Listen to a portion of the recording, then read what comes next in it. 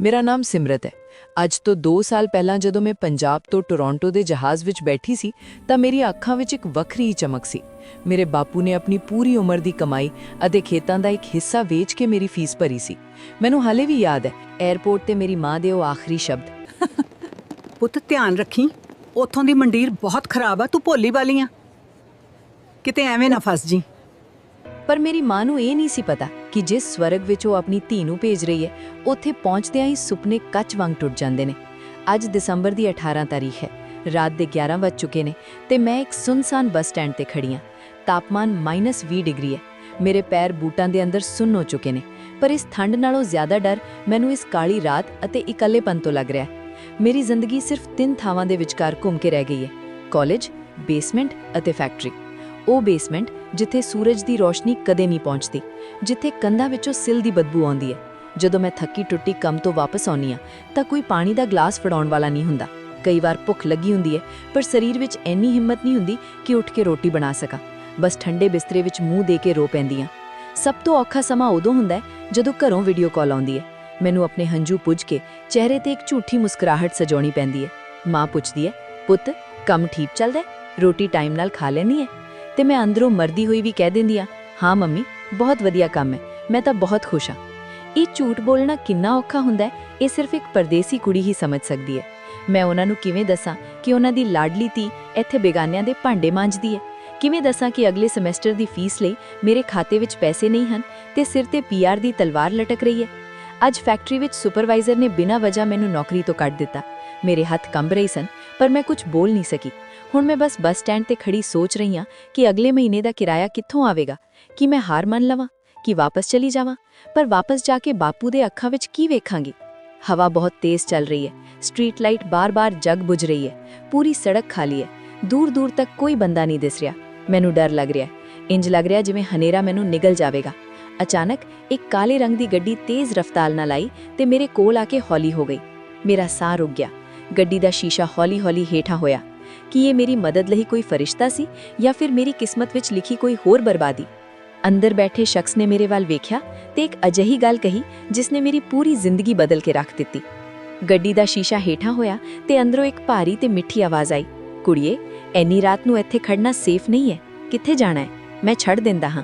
ਮੇਰਾ ਦਿਲ ਜ਼ੋਰ-ਜ਼ੋਰ ਨਾਲ ਧੜਕ ਰਿਹਾ ਸੀ, ਪਰ ਜਦੋਂ ਮੈਂ ਉਸ ਦਾ ਚਿਹਰਾ ਵੇਖਿਆ ਤਾਂ ਇੱਕ ਅਜੀਬ ਜਿਹਾ ਸਕੂਨ ਮਿਲਿਆ। ਸਿਰ ਤੇ ਦਸਤਾਰ, ਚਿਹਰੇ ਤੇ ਸੰਜੀਦਗੀ ਤੇ ਅੱਖਾਂ ਵਿੱਚ ਇੱਕ ਆਪਣਾਪਨ ਸੀ। ਇਹ ਵਿਕਰਮ ਸੀ। ਮੇਰੀ ਨਾ ਨੁੱਕਰ ਦੇ ਬਾਵਜੂਦ ਉਸਨੇ ਜ਼ਿੱਦ ਕੀਤੀ ਤੇ ਮੈਨੂੰ ਬੇਸਮੈਂਟ ਤੱਕ ਛੱਡਣ ਆਇਆ। ਜਾਂਦੇ ਹੋਏ ਉਸਨੇ ਆਪਣਾ ਨੰਬਰ ਦਿੱਤਾ ਤੇ ਕਿਹਾ, ਪਰਦੇਸਾਂ ਵਿੱਚ ਅਸੀਂ ਹੀ ਇੱਕ ਦੂਜੇ ਦਾ ਸਹਾਰਾ ਹੁੰਨੇ ਹਾਂ, ਕੋਈ ਵੀ ਲੋੜ ਹੋਵੇ ਬਸ ਇੱਕ ਫੋਨ ਕਰ ਦੇਵੇਂ। ਉਸ ਰਾਤ ਮੈਨੂੰ ਨੀਂਦ ਬਹੁਤ ਸਕੂਨ ਵਾਲੀ ਆਈ। ਮੈਨੂੰ ਲੱਗਾ ਜਿਵੇਂ ਰੱਬ ਨੇ ਮੇਰੀ ਸੁਣ ਲਈ ਹੋਵੇ। ਹੌਲੀ-ਹੌਲੀ ਸਾਡੀਆਂ ਮੁਲਾਕਾਤਾਂ ਵਧਣ ਲੱਗੀਆਂ।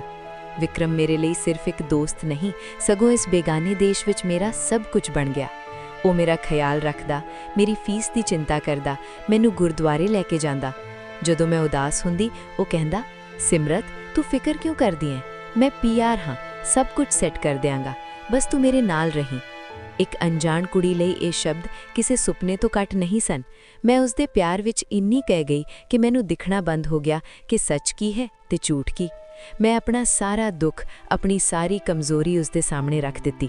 ਮੈਨੂੰ ਲੱਗਦਾ ਸੀ ਕਿ ਵਿਕਰਮ ਮੇਰਾ ਰਾਖਾ ਹੈ, ਪਰ ਕਹਿੰਦੇ ਨੇ ਕਿ ਜਦੋਂ ਭਰੋਸਾ ਹੱਦ ਤੋਂ ਵੱਧ ਜਾਵੇ ਤਾਂ ਧੋਖੇ ਦੀ ਸੱਟ ਵੀ ਉਨੀ ਹੀ ਡੂੰਘੀ ਵੱਜਦੀ ਹੈ। 6 ਮਹੀਨੇ ਬੀਤ ਗਏ। ਇੱਕ ਸ਼ਾਮ ਵਿਕਰਮ ਮੇਰੇ ਕੋਲ ਆਇਆ। ਉਹ ਬਹੁਤ ਪਰੇਸ਼ਾਨ ਲੱਗ ਰਿਹਾ ਸੀ। ਉਸਨੇ ਮੇਰਾ ਹੱਥ ਫੜ ਕੇ ਕਿਹਾ, ਸਿਮਰਤ, ਮੈਂ ਤੇਰੇ ਨਾਲ ਵਿਆਹ ਕਰਨਾ ਚਾਹੁੰਦਾ ਹਾਂ, ਪਰ ਮੇਰੇ ਬਿਜ਼ਨਸ ਵਿੱਚ ਅਚਾਨਕ ਬਹੁਤ ਵੱਡਾ ਘਾਟਾ ਪੈ ਗਿਆ ਹੈ। ਮੈਨੂੰ ਅਰਜੈਂਟ $20,000 ਦੀ ਲੋੜ ਹੈ।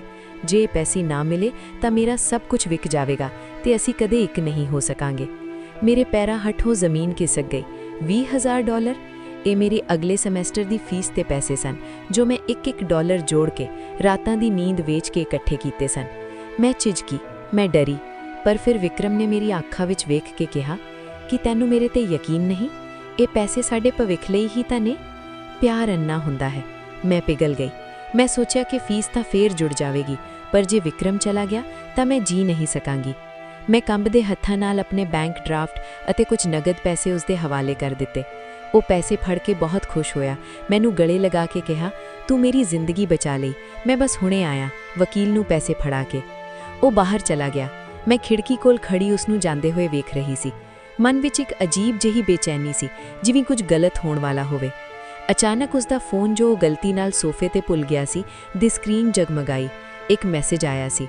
ਮੇਰਾ ਦਿਲ ਕੀਤਾ ਕਿ ਨਾ ਵੇਖਾਂ, ਪਰ ਮੇਰੇ ਹੱਥ ਆਪਣੇ ਆਪ ਫੋਨ ਵੱਲ ਵਧੇ।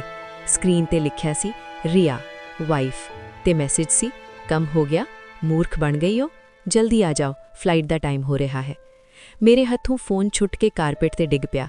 ਕਮਰੇ ਵਿੱਚ ਸਿਰਫ ਮੇਰੇ ਸਾਹਾਂ ਦੀ ਆਵਾਜ਼ ਸੀ, ਜੋ ਹੁਣ ਰੁਕਣ ਵਾਲੇ ਸਨ। ਉਹ ਮੈਸੇਜ ਪੜ੍ਹ ਕੇ ਮੇਰਾ ਸਰੀਰ ਬਰਫ਼ ਵਾਂਗ ਠੰਡਾ ਪੈ ਗਿਆ। ਮੇਰੇ ਕੰਨਾਂ ਵਿੱਚ ਸਾਏ-ਸਾਏ ਹੋਣ ਲੱਗੀ।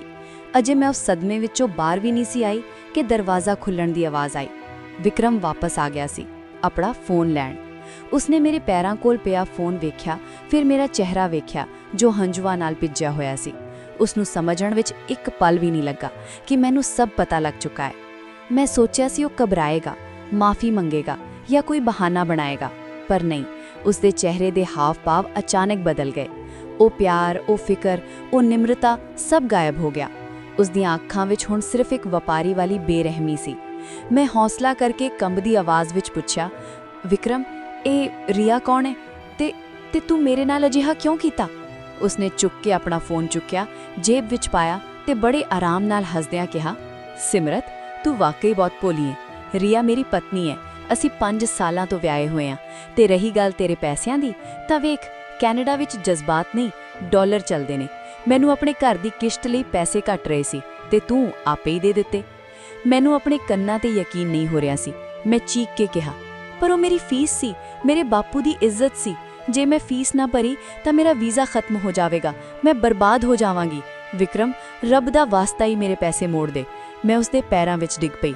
ਮੈਂ ਉਸਦਾ ਰਾਹ ਰੋਕਿਆ, ਪਰ ਉਸਨੇ ਮੈਨੂੰ ਇੱਕ ਝਟਕੇ ਨਾਲ ਪਰਾਂ ਤੱਕ ਦਿੱਤਾ। ਮੇਰਾ ਸਿਰ ਕੰਧ ਨਾਲ ਜਾ ਵੱਜਿਆ।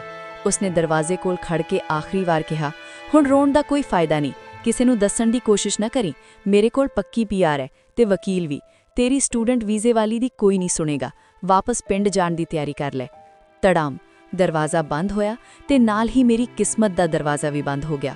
ਉਸ ਬੰਦ ਕਮਰੇ ਵਿੱਚ ਹੁਣ ਸਿਰਫ ਮੈਂ ਸੀ, ਮੇਰਾ ਦਰਦ ਸੀ ਤੇ ਮੇਰੀ ਮੌਤ ਵਰਗੀ ਖਾਮੋਸ਼ੀ ਸੀ। ਮੈਂ ਜ਼ਮੀਨ ਤੇ ਬੈਠੀ ਉੱਚੀ-ਉੱਚੀ ਰੋਈ, ਇੰਨਾ ਰੋਈ ਕਿ ਮੇਰਾ ਗਲਾ ਬੈਠ ਗਿਆ। ਹਾਏ ਰੱਬਾ, ਮੈਂ ਘਰੇ ਕੀ ਮੂੰਹ ਵਿਖਾਵਾਂਗੀ?